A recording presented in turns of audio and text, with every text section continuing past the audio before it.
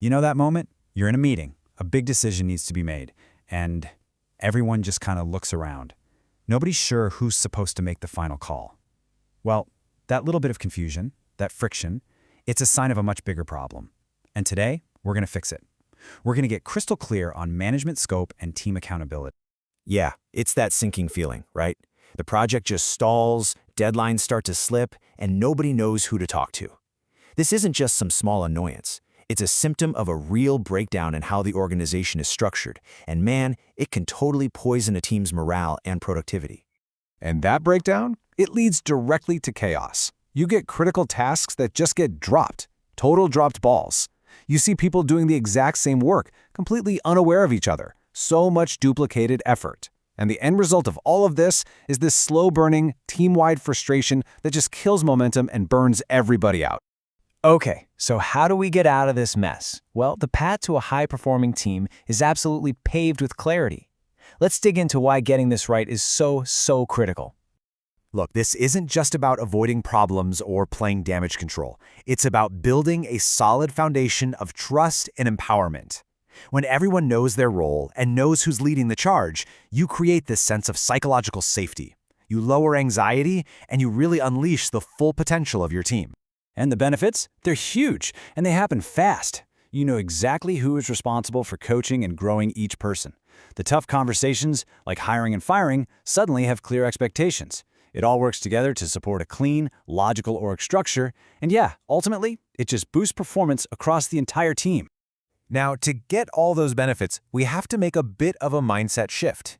It's time to go beyond just talking about collaboration and start embracing something way more powerful: true ownership. And this right here, this is the core idea that changes everything. See, real accountability isn't just about checking off tasks on a project board. It's about a deep, personal responsibility for the growth, the success, and the well-being of the actual people on your team. It's a serious commitment. This slide just nails the difference, doesn't it?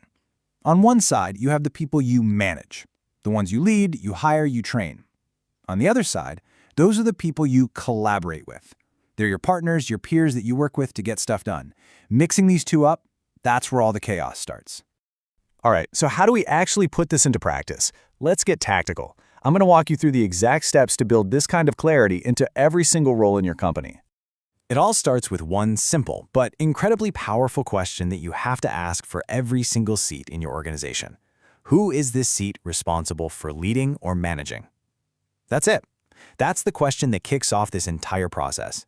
And from that one question, the process is really just 3 simple steps. First, you ask the question for a specific role. Second, you list out every single person and team they work with. Then, and this is the most important part, you distinguish the relationship. Do they manage them, or do they just collaborate with them? Oh, and here's a super important detail that a lot of people miss. This accountability map has to go beyond just your full-time employees. You've got to think about contractors, freelancers, and even your key vendors or agency partners. Why? Because somebody on your team is the one who's ultimately responsible for that relationship succeeding, and that needs to be written down. So what does this look like in the real world? Well, for a head of coaching, the list could be as simple as this: coaches, team of 5. It's clean, it's totally clear, and it perfectly defines their scope of direct responsibility. No ambiguity. Or we can get a little more specific for even more clarity. A sales manager's list might say sales reps, 2 inside, 3 outside. You see how that little bit of extra detail tells you so much more about the team's structure and what that manager is focused on?